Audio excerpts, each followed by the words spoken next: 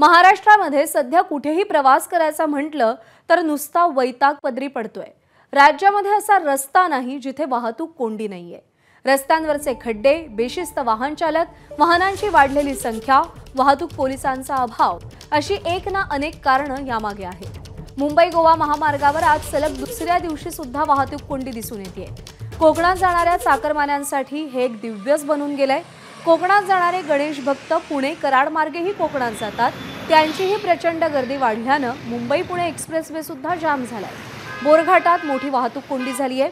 तर इकडे सातारा जिल्ह्यातल्या खंबाटकी घाटातही आज सकाळी 2 ट्रक बंद पडल्यामुळे वाहतुकीला कासव गती मिळाली। ठाण्यामध्ये तर वाहतूक कोंडी हीच शहराची ओळख बनून गेली आहे। या रोजच्या त्रासाला कंटाळून काल ठाणेकरांनी थेट मुख्यमंत्र्यांच्या घराबाहेरच ठिय्या मांडला आणि तेव्हा कुठे प्रशासनाचे डोळे उघडले। तिथल्या आयुक्तांनी आज विविध खात्याच्या प्रमुखांची बैठक बोलावली आहे। ही बैठक यशस्वी ठरते का हे पाहणं महत्त्वाचं आहे।